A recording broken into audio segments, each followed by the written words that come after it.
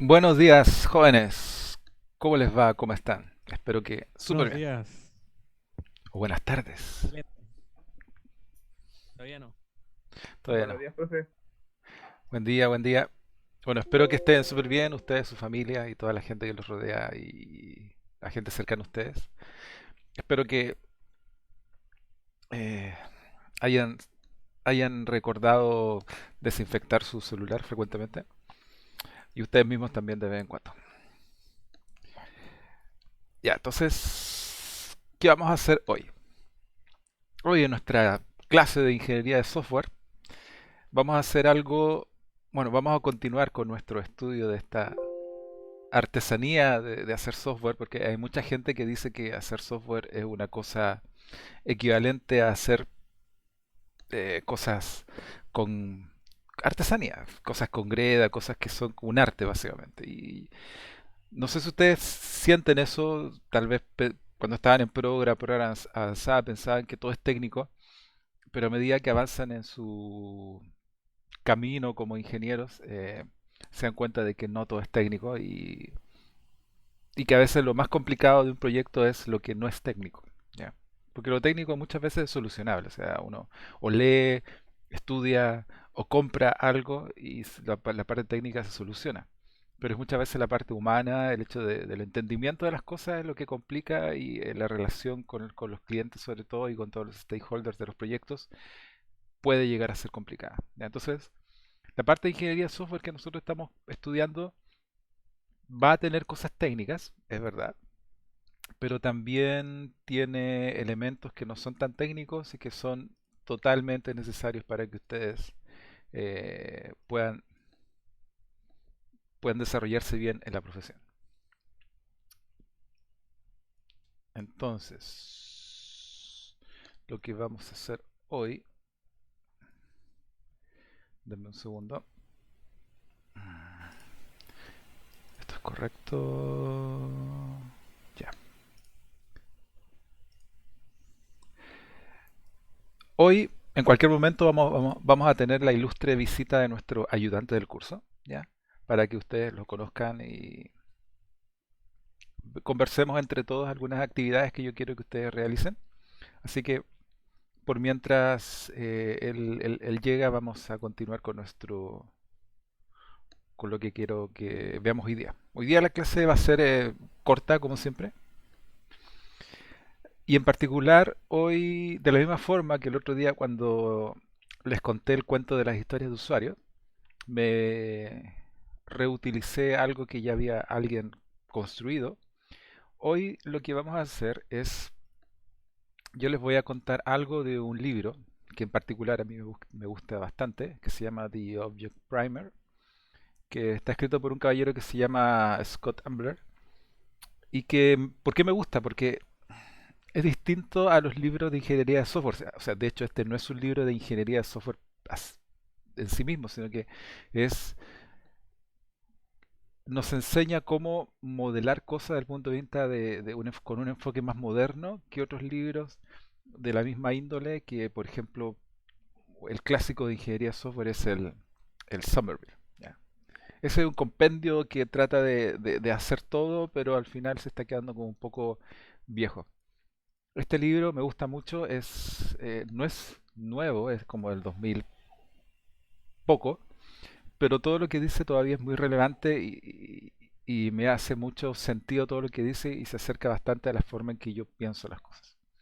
Ya, estoy dejando entrar a nuestro ayudante, así que vamos a conversar, voy a dejarlo entrar para conversar con él. Vamos a dejar en pausa un poco la clase. Esperemos que entre.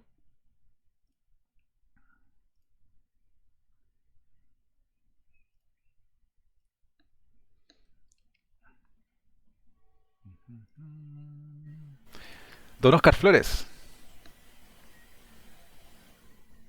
Hola, profe. Bueno, les presento, queridos estudiantes, don Oscar, su ayudante. Querido Oscar, ayudante, sus pollitos por este semestre. Aquí están todos. Hola. El curso es pequeño, así que no sé si ustedes conocen al Oscar, no sé si lo han visto, o si tú, Oscar, conoces al resto de los chicos. Pero la idea es que hoy Bueno, presentarte como ayudante oficial del curso, que tú vas a estar, eh, valga la redundancia, ayudando a que las cosas prácticas de este curso se desarrollen de forma normal, ¿ya? Porque este curso tiene un carril que es práctico, y también acordar el horario de ayudantía, que según recuerdo era algo que teníamos que hacer, que teníamos pendiente, ¿cierto? Sí. Ya. Así que no sé, Oscar, ¿cómo quieres manejar esto? Ya tengo mi horario en un Excel, así que podría mostrarlo ahí para que los niños vean las horas que tengo disponibles. Ok, presenta Y entonces. como, y como son pocos, es más fácil definir el horario. Bueno, yo creo que la mayoría me conoce, pero me presento igual. Soy Oscar Flores. Fui ayudante, o sea, soy ayudante de ingeniería de software desde el semestre pasado. Soy lo que va a ser su ayudante de su proyecto, de lo que va a hacer, que ya en unos días más van a ir recibiendo lo que sería el enunciado para que sepan lo que es. Y para darle grandes rasgos, va a ser un desarrollo de página web. Ujú. Entonces, las ayudantías se van a basar en irlos enseñando de a poco y guiando de a poco en lo que es el desarrollo de una página web. Así que tenemos que definir un horario para ver cuándo pueden todos. Ahí se ve mi Excel, ¿cierto? Por supuesto que se ve. Sí. Hola, Oscar. Hola. Déjame ver algo aquí.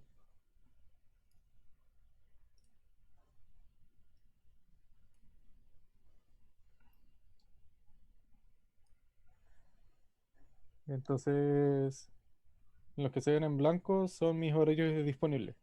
Como son pocos va a ser más fácil, así que me dicen, digamos, qué horarios tienen disponibles para poder desarrollar lo que sería el bloque de la identidad. Ujú. Vamos a partir por los B porque sé que a nadie les gusta el A y ya si no se puede en ningún otro horario, elegimos los bloqueados. Espero que el profe no se enoje por hacer eso, pero... No, para nada. Yo tengo muchas clases en el así que está bien. Y entonces el lunes B, ¿podrían todos? No, Sí, yo no. sí, Mejor pregunta quién no puede. O sea, ¿alguien no puede en el lunes B? Sí, ya alguien dijo que no. Yo. Lunes C, ¿alguien no puede? Qué fácil. Bien. Entonces ahí hay una opción. No sé, martes C, ¿alguien no puede? Yo. no puedo. Tampoco. Es base de datos. Sí. Mm, Miércoles D, No puedo. No puedo. tampoco. bueno, jueves B y C creo que tienen sistema operativo, así que tampoco. Y viernes C es esta clase. Y viernes D. Tampoco. No. Tampoco. Y viernes E. Tampoco. Es algo que quieran los F, lo más, o sea, el horario como que acomoda más a todos sería el lunes C. Ujú. ¿Alguien tendría problemas con ese horario? Contando de nuevo así ya otra cosa. No sé, trabaje o algo así. No. Por mi Y parte, ¿no? entonces los lunes C va a quedar fijada la identidad. Ya es genial. O sea, por lo que conversamos con el profe, no van a empezar la otra semana, empezarían desde la semana del 25. Ya. 25. A no ser que haya habido un cambio, profe. No, no, nada. Hasta ahora nada. Ningún cambio. Ya, entonces la semana del 25 comenzarían las ayudantías. Para que sepan, vamos a estar trabajando, si conocen más o menos los conceptos de páginas web, lo que es frontend, que sería como la interfaz, lo que ve el usuario, en HTML.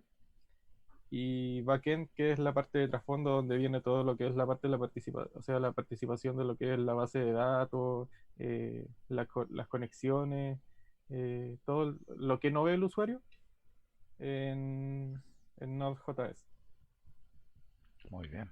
para, para que tengan una idea de en qué se va a trabajar. Así que eso, la semana del 25 estarían comenzando. Idealmente ya la otra semana eh, va a estar subido el enunciado para que ustedes lo puedan ver y comiencen ya a hacerse una idea de cómo va a ser el taller. De por sí el taller como está no es complejo, pero sí es largo. Así que aprovechando que esta es una modalidad online, para que tampoco se vayan a distraer y decir que no, que el taller va a ser fácil y que lo van a hacer a última hora, no, para que ya vayan tomando conciencia de eso. Ok, ok. Así que eso sería. Ya, excelente. Ya pues, estamos listos entonces contigo, Oscar. Se supone que nos juntamos hoy día a las 2 y tanto. Si quieres. Sí, juntémonos en la tarde y ahí revisamos el anunciado, lo que llevas avanzado.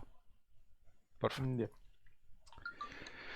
Ya pues, agradezcámosle a don Oscar su tiempo y su valentía para ser ayudante de este curso. Así que, Muchas ya. gracias, don Oscar. Ya, ya. Nos vemos, niños, que estén bien. Chao, profe. Chao, Chao, que esté bien. chao. Chao.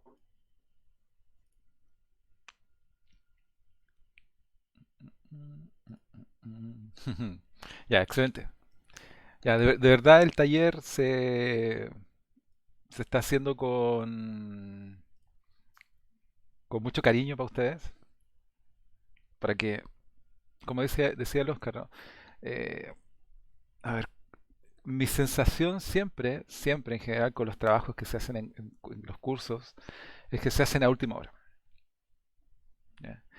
Y eso obviamente impacta todo lo que uno quiere lograr como profe. O sea, yo como profe quiero que ustedes aprendan ciertas cosas y que las practiquen de verdad. O sea, el hecho de escribir casos de uso no es algo que van a estudiar de un día para otro, ni de una semana para otra, y de hecho ni siquiera de un curso para otro, es una cosa que se desarrolla a lo largo del tiempo.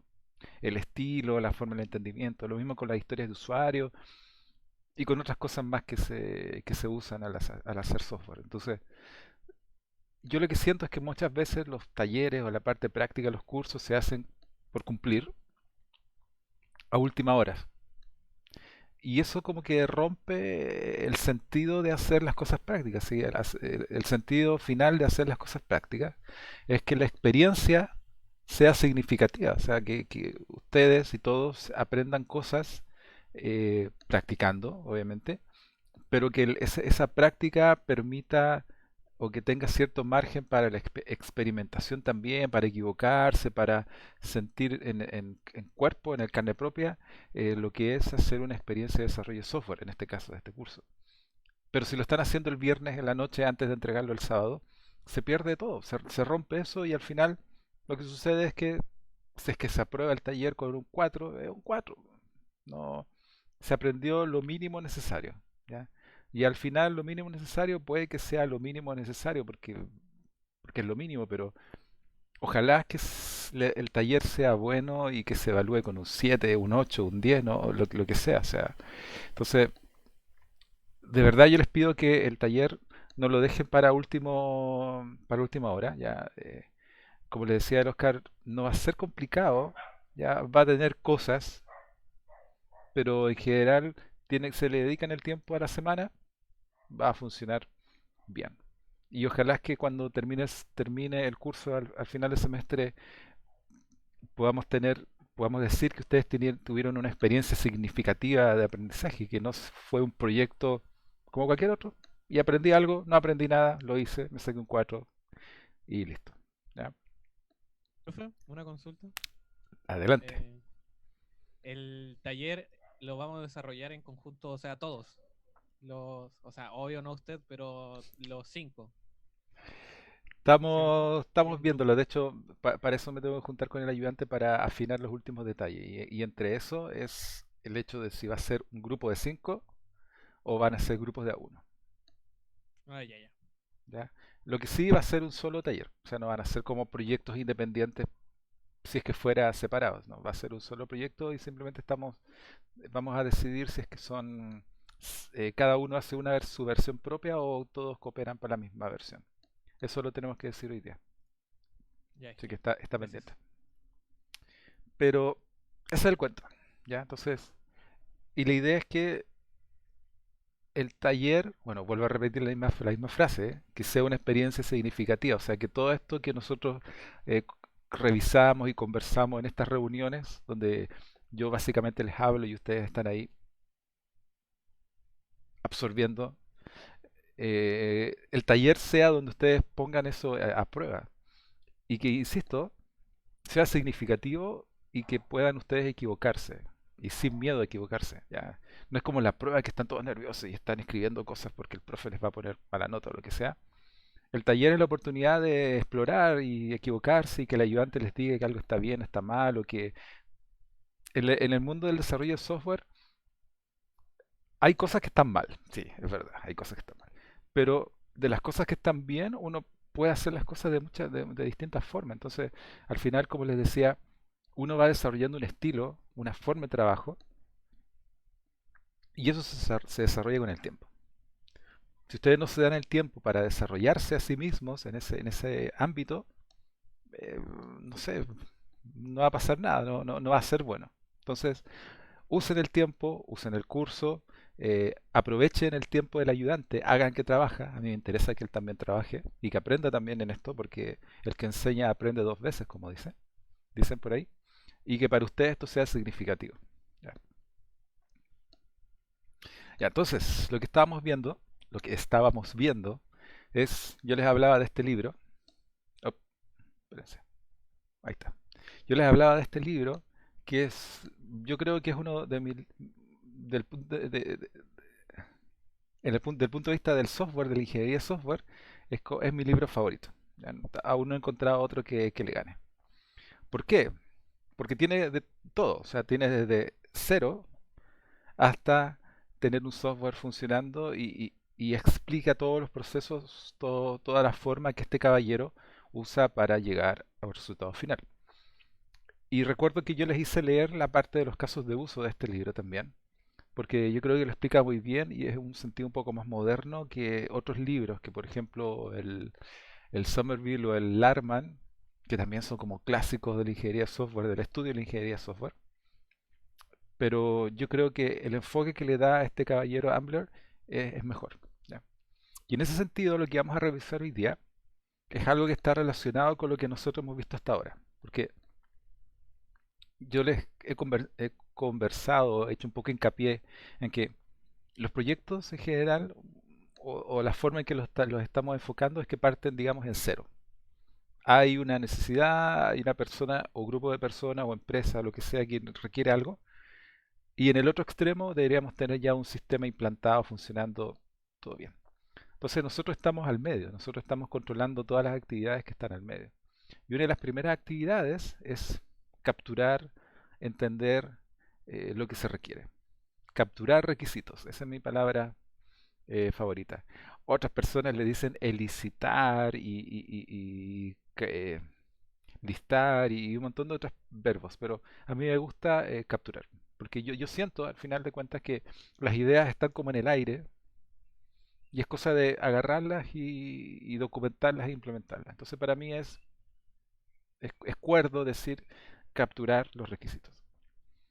Pero una vez que uno los captura, uno tiene que empezar a anotarlos, escribirlos, documentarlos.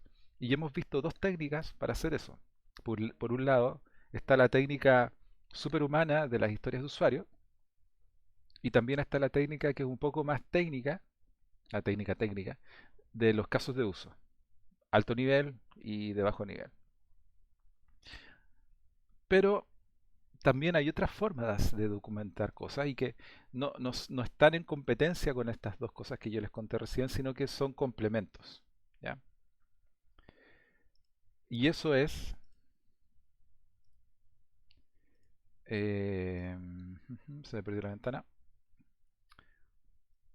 Y aquí lo que voy a usar es lo que voy a hacer es usar literalmente el libro para contarles esto. Así que si ustedes después obtienen el libro y lo revisan, van a poder hacer esto mismo. Entonces, lo que vamos a ver ahora es exactamente el desarrollo de la interfaz de usuario. ¿Ya? Porque al final, el 100% de las cosas que van a hacer ustedes van a construir, yo les aseguro que va a tener algún tipo de interfaz de usuario.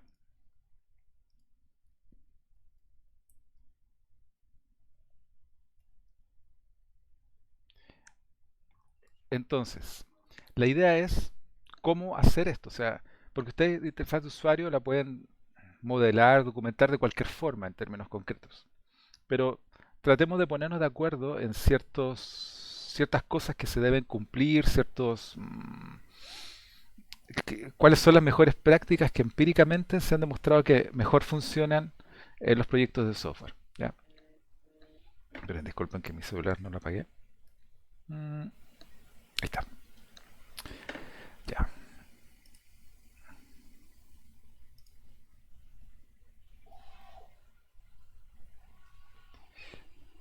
Entonces,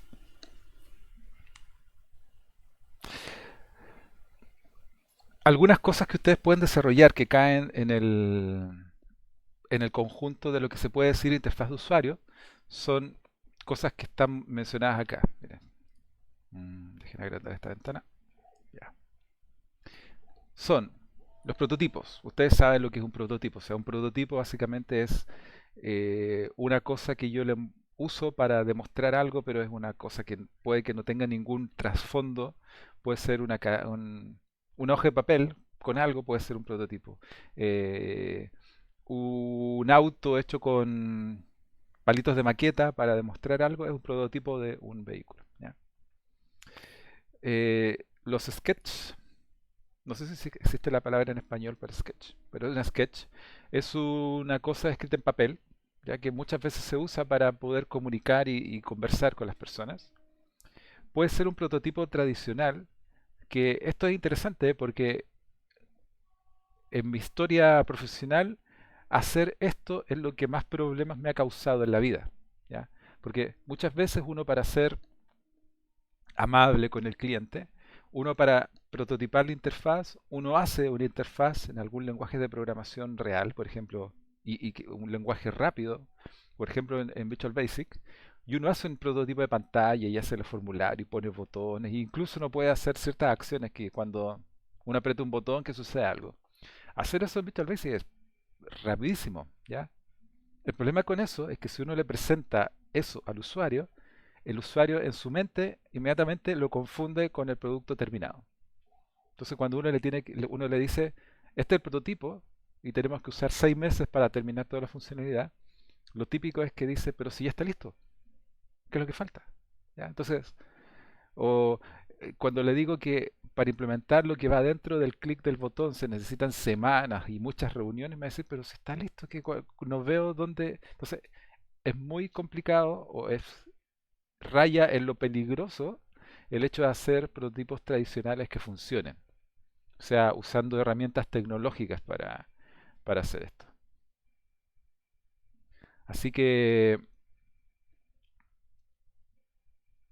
se puede hacer, pero tengan cuidado con esto. ¿Ya?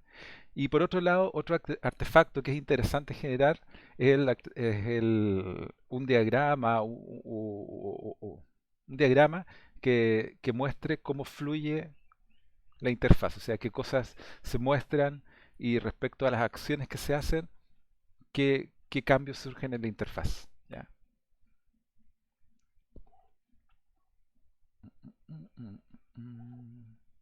Entonces, cuando uno está diseñando, cuando uno está en el proceso de conversar con los usuarios, a la vez que uno está escribiendo historias de usuario o casos de uso o lo que sea, uno incluso puede hacer varias cosas en simultáneo. A la vez que está escribiendo la historia de usuario, uno puede estar haciendo prototipos muy básicos de lo que podrían ser las pantallas. ¿Ya? Entonces, generalmente lo que sucede es que uno, como dice acá, uno explora cómo se usa el sistema. O sea, a partir de lo que nos dice el usuario, uno se arma una idea de cómo debería funcionar el software. O sea, qué pantalla es. De partida, una complejidad muy grande es siempre pensar cómo se inicia eso. Como cuando yo voy a entrar al sistema, ¿qué es lo primero que yo veo? ¿Ya? Y a partir de ahí, ¿qué acciones yo puedo realizar y cómo eso me lleva a otras pantallas, pueden ser, que hacer distintas acciones? ¿Ya? Entonces, explorar cómo se usa el sistema es fundamental. Bueno, y eso también debería quedar reflejado un poco en la historia de usuario y en los casos de uso. ¿Ya? Generalmente uno lo que parte haciendo es modelar los elementos que son mayores. O sea, mm, pantallas, un reporte, otras pantallas en general. ¿Ya? Uno parte haciendo eso, lo grueso primero. ¿Ya? Como de una pantalla yo fluyo a otra, como de la página de inicio, que puede ser cualquier cosa, yo fluyo a las otras pantallas que componen el sistema. Y después generalmente uno empieza a agregar detalles. ¿Ya? Entonces, uno sabe que el usuario, hay una historia de usuario que habla de, no sé, de vender, de colorear algo, por ejemplo. Y uno tiene que cuestionarse, ¿eso dónde va? ¿Dónde va a estar puesto? ¿Va a haber un botón aquí? ¿Cómo interactúa ese botón con el resto de la pantalla? O, por ejemplo, ¿es lógico que ese botón esté en esa pantalla? ¿Ya? Y una cosa interesante que por lo menos a mí me resulta muy bien es que nunca implemento la primera idea que se me viene a la cabeza. Lo más seguro es que la primera idea que se me viene a la cabeza está mala. ¿Ya? Entonces, generalmente, cuando hay que hacer algo de este estilo, lo pienso muy bien, se hace un primer prototipo, se distribuye, se conversa incluso con las personas del mismo equipo o con el mismo cliente para poder ir iterando sobre esto hasta lograr una interfaz que sea satisfactoria para todos, sobre todo para el cliente, que es el más importante. Entonces uno puede hacer estas cosas de muchas formas. O sea, uno puede, si uno es súper capo para el dibujo, uno puede usar Photoshop para esto, pero en general, como en esta etapa del tiempo, fíjense, acuérdense, estamos al inicio, o sea, todo lo que nosotros hagamos, lo más seguro es que va a ser destruido. ¿Ya? Entonces nos conviene usar técnicas que soporten ese nivel de destrucción. Y una de las cosas que mejor se usan para esto es la pizarra con los post-it. ¿Ya? Generalmente el post-it representa un elemento de interfaz de usuario, accionable generalmente, que puede ser un botón, puede ser una caja de texto, puede ser un combo box, puede ser cualquier cosa. Y uno generalmente modela esto en la pizarra y uno va poniendo los elementos hasta que uno logre algo lógico. ¿Ya? Y en este caso pareciera que hay dos ventanas con los distintos componentes de las ventanas posicionados ahí. ¿Ya? Ahora, no es obligación que tengan que tener una pizarra y usar post-it y todo eso. O sea, recuerden, no hay como reglas estrictas de cómo lo tienen que hacer. Pero si quieren hacerlo de forma de que poder ser ágiles en este sentido y que ustedes mismos no se frustren cuando el usuario les cambia todo, porque es un clásico eso, los ingenieros frustrados son terribles, tienen que hacerlo de forma que soporte la destrucción masiva que les va a llegar desde el usuario. ¿Ya?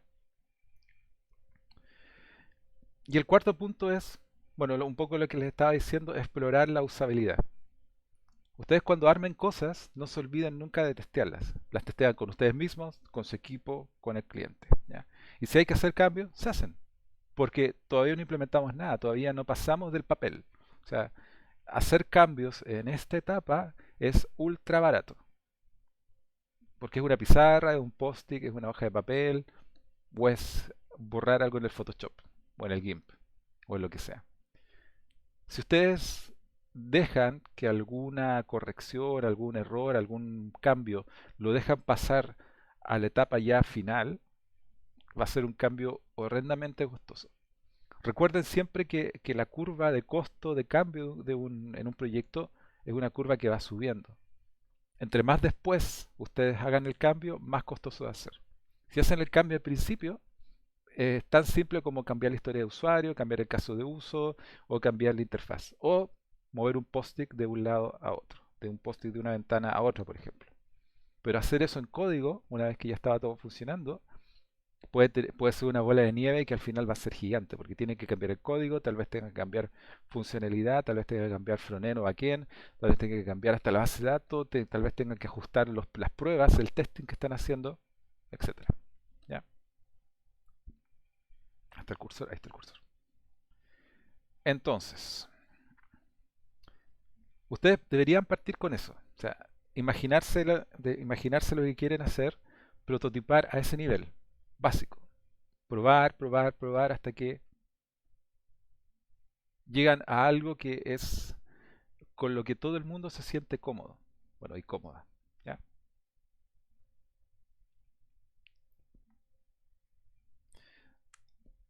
Como dice mucha gente, el trabajo que ustedes deberían hacer en esta etapa es, a partir de la determinación de las necesidades, construir un prototipo, evaluar el prototipo, y mientras no haya un nivel de satisfacción bueno con el prototipo realizado, deberían iterar. Iterar, iterar, hasta que se sientan satisfechos con lo que hicieron, el cliente les diga ok, y pueden continuar con el resto de las actividades. ¿Ya? Entonces, y acá es el por qué a mí me gusta este libro, porque yo hago esto. Esto podría ser perfectamente un diagrama que yo he hecho muchas veces en la vida. O sea, el hecho de dibujar ventanas, dibujar todas las cosas accionables, dibujar botones, ¿ya? Bueno, y aquí, bueno, este libro es de los años como 2005 puede ser, así que en ese tiempo así se veían las páginas web, ¿ya? Pero aquí dice que esta es la representación en HTML de alguna de estas páginas, ¿ya? Pero en general, yo los insto a que una vez que ustedes iterativamente logren algo, ya sea en la pizarra, con post-it y todo el tema, traten de escribir un sketch. ¿Ya? El sketch es como una versión un poquito más mejorada de lo que hicieron anteriormente. Esto ya parece una pantalla. Lo que hicimos recién en la pizarra con los post-it no parece una pantalla, sino que es como una representación esquemática de lo que es una pantalla. Esto ya parece lo que es. Ujú. Entonces, en este punto del tiempo es muy útil que se hagan estas tres preguntas que están acá. ¿Qué es lo bueno acerca de la obra de arte que ustedes están dibujando? ¿Qué es lo malo? ¿Ya? Todas las cosas malas que ustedes pueden detectar, ustedes y sus clientes y su equipo. ¿Ya? ¿Y qué les falta? ¿Ya? Para responder eso, eh, lo más interesante es que trabajen con usuarios reales. Que hagan que todos los interesados trabajen con el prototipo, o sea, que de verdad lo usen, ¿ya? Que se enfrenten a eso y lo usen, o sea, que traten de determinar cuáles son las secuencias de operaciones que tienen que realizar para lograr hacer el objetivo, para cumplir el objetivo de la pantalla que están mirando, ¿ya? Obviamente para responder qué es lo bueno, lo malo y qué les falta, ustedes tienen que entender el negocio. O sea, todo lo que ustedes hacen es en pos de cumplir un objetivo de negocio y aplicando reglas de negocio. Si ustedes no entienden el negocio, no van a poder saber por qué una pantalla o un proceso es bueno o malo o qué le falta.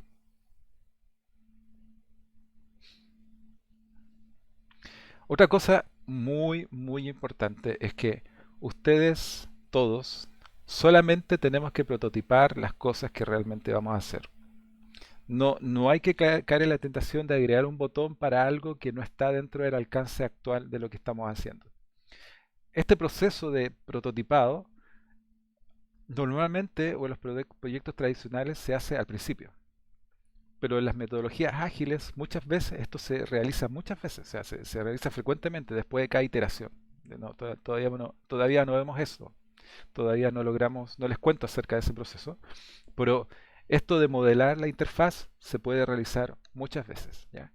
Y es común, muy común que uno trate de pensar por adelantado. O sea, yo sé que el proyecto va a terminar vendiendo zanahorias, pero actualmente estamos solamente implementando manzanas.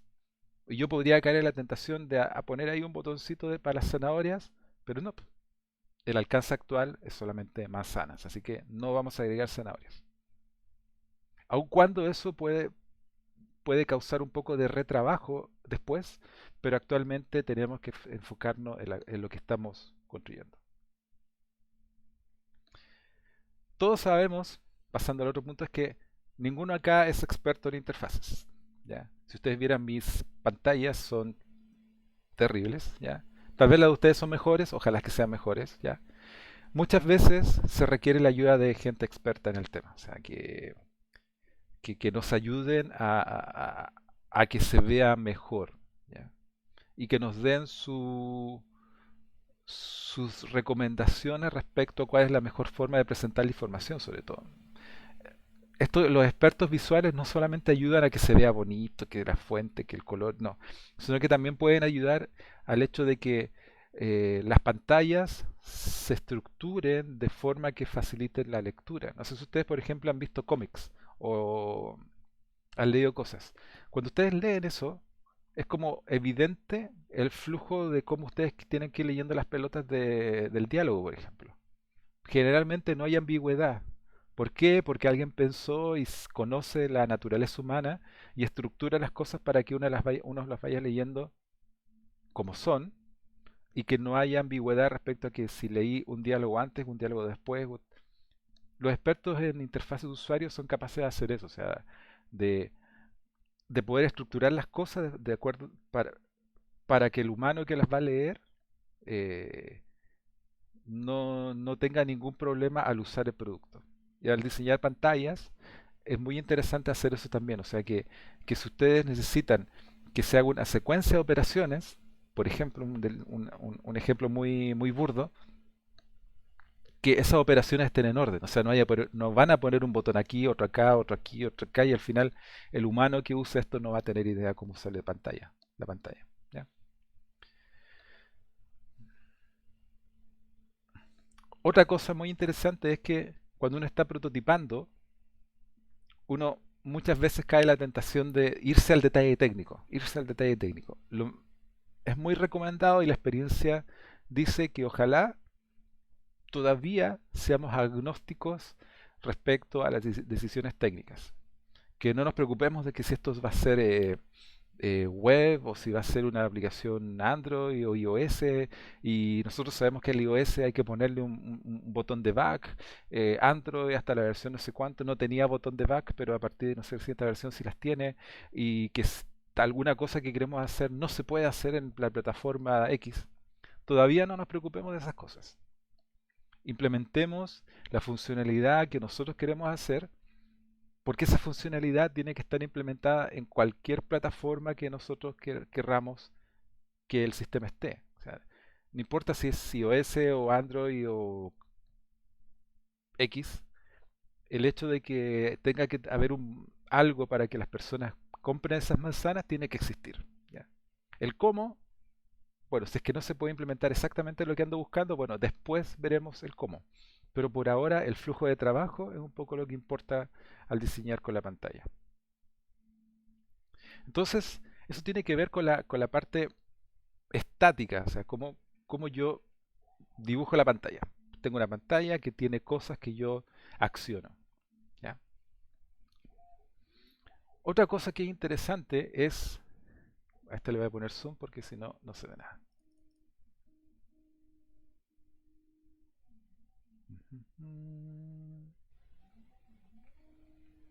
Ya. Una cosa que es muy interesante y muy útil es un diagrama de flujo, o sea, pero no un diagrama de flujo como los que estamos acostumbrados, no sé si los conocen, son diagramas de flujo que tienen que ver con procesos, con decisiones, con en general cómo nosotros representamos actividades. En este caso, este diagrama de flujo es un diagrama de flujo de la interfaz de usuario y que nos dice eh, todas las acciones que se pueden tomar en cada una de las pantallas y la consecuencia de dicha acción. Entonces, en este caso, por ejemplo, tenemos que la aplicación pareciera que tiene una pantalla que se llama desktop, o tal vez se refiere al desktop del computador, no estoy seguro. Pero lo importante es que esto tiene tres acciones, que aquí dicen iconos. ¿Ya?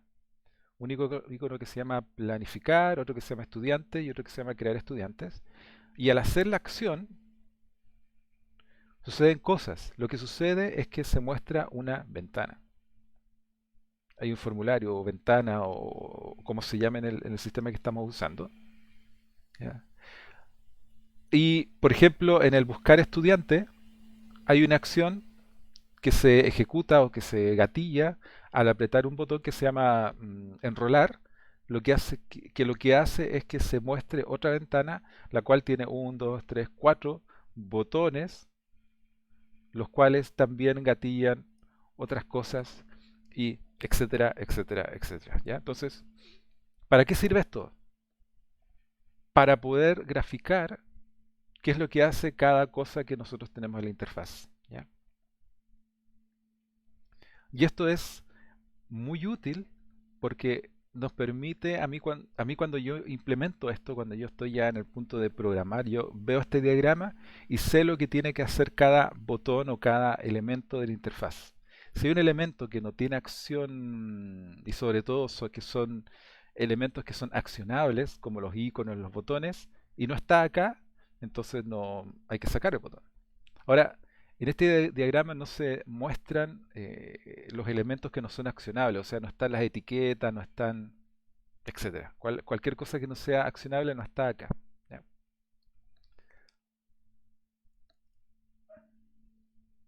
Ahora, lo que puede suceder es que muchas veces el tener dibujadas las cosas o tener un diagrama separado respecto a la interfaz, tener un diagrama separado que nos dicen cuáles son las acciones que se realizan, es como puede ser, ¿cómo decirlo?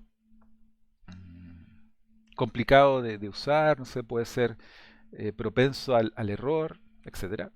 Entonces muchas veces lo que uno hace, y es exactamente lo que yo hago, es mezclo este diagrama con el que vimos recién. O sea, yo cuando tengo una interfaz de usuario y tengo elementos que son accionables, por ejemplo, acá hay un botón que dice buscar.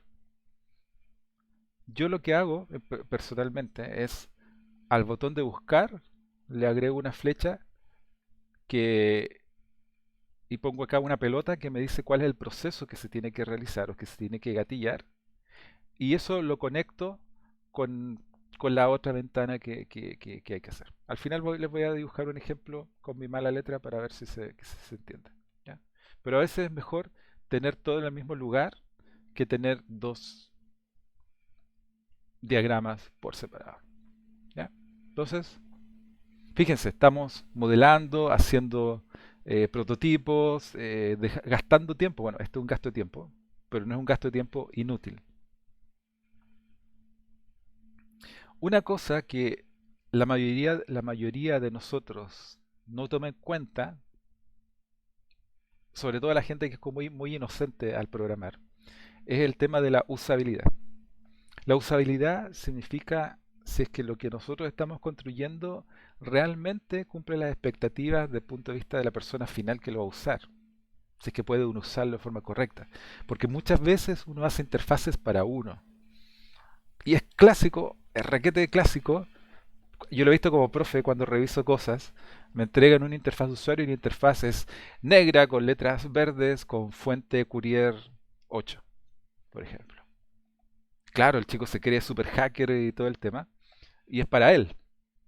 Pero él nunca se le ocurrió que la interfaz la tengo que ver yo, que tengo que revisarla, bueno, o el ayudante, y que una interfaz de ese estilo lo más seguro es que tiene un ranking muy bajo de usabilidad general. ¿Ya? Las interfaces siempre se diseñan con un objetivo, con un cliente, con un mercado. ¿Ya? Por ejemplo, mira, no es por sacarle brillo, pero el Tongoy, por ejemplo, ustedes entran al Tongoy y es súper feíto y es como antiguo y tiene unos botones que son así de este tamaño y las letras son gigantes. ¿Pero por qué? ¿Es porque simplemente así resultó? ¿O tiene una razón de ser detrás? Bueno, la razón de ser que tiene detrás es que el promedio de edad de las personas que usan el Tongoy en términos de los profes es alto, más de 40. ¿Ya? Entonces, como había que hacer un sistema para ese tipo de usuarios, entonces usaron botones de este porte, fuente de este porte, etcétera. ¿ya? Y colores que es una paleta más o menos agradable, ¿ya? Entonces, no se olviden de que aun cuando ustedes diseñaron la interfaz y ustedes encuentran que es súper buena y que satisface todo, y incluso el cliente les puede decir que satisface todo, no se olviden de evaluar la usabilidad, ¿ya? Y en términos concretos, no se olviden de evaluar el acceso, o sea que ojalá el sistema se pueda usar sin ayuda, ¿ya? Que la persona que tenga que usar el sistema no tenga que estar mirando el manual para ver cómo hacer las cosas. Actualmente la mayoría de los software vienen sin manual.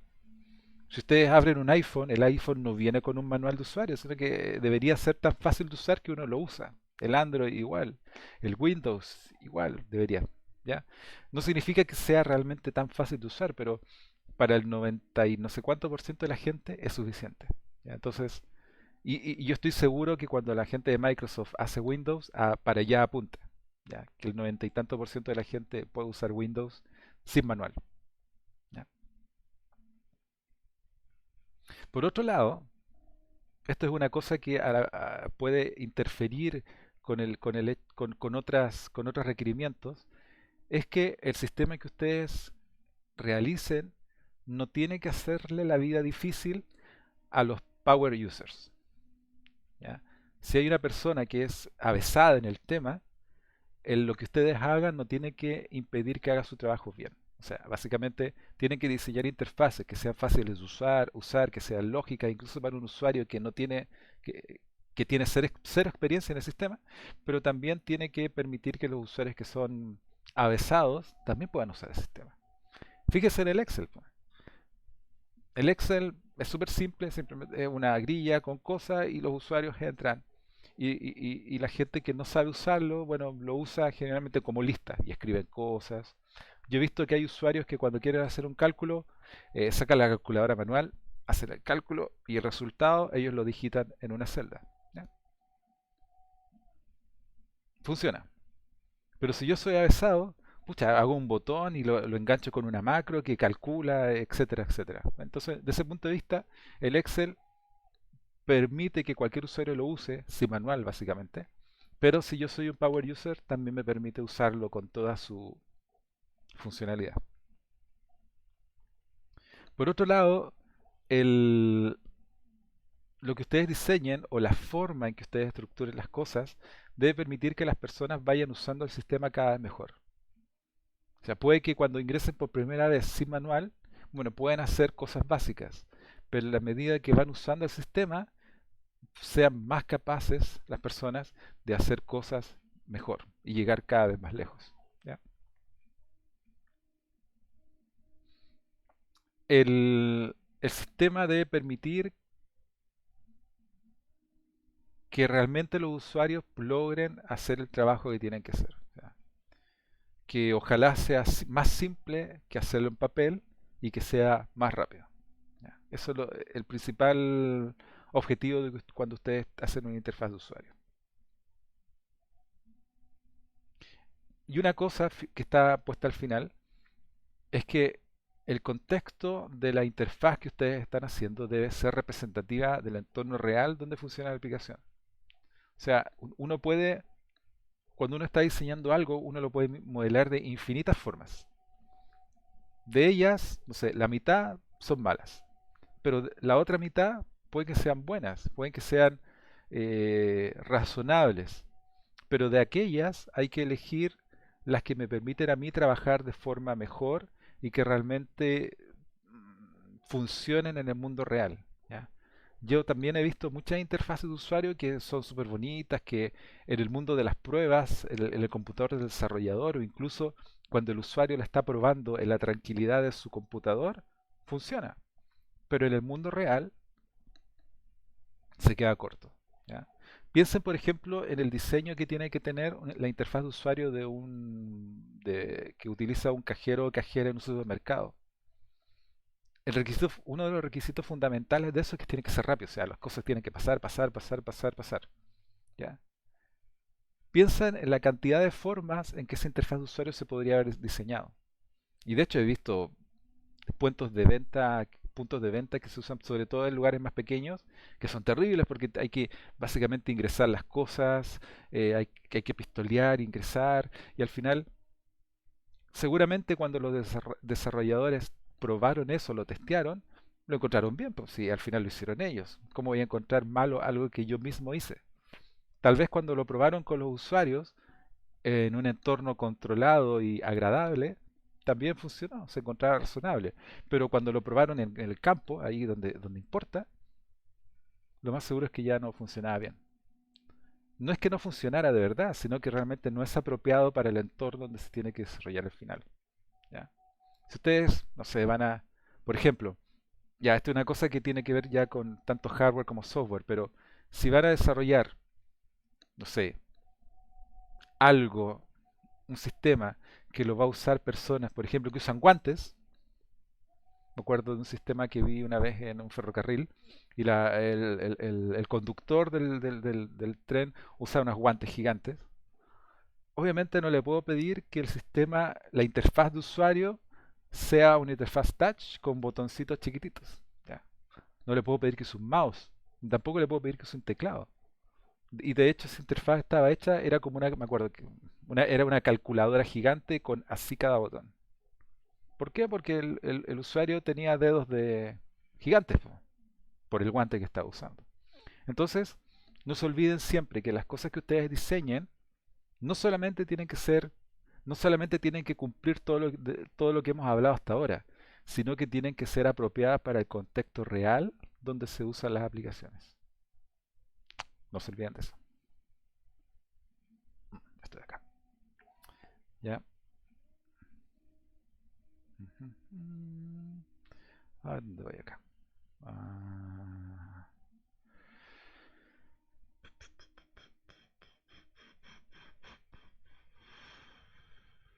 Entonces, para finalizar esto, yo les recomiendo que este capítulo que lo voy a dejar en el Educa para que lo lean, o mejor aún, traten de conseguir este libro, porque es bueno, les conviene.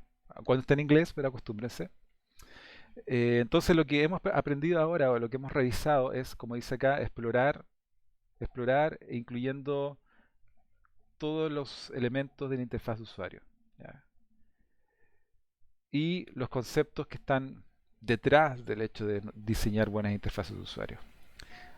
No se olviden nunca que lo que nosotros hacemos es una actividad humana. ¿Ya? Es técnica, por supuesto es técnica, la implementación es técnica, pero la interfaz humana es una de las cosas fundamentales, y aun cuando uno podría decir que no importa, todos usamos software que es malo y feo, tratemos de que eso no sea siempre así.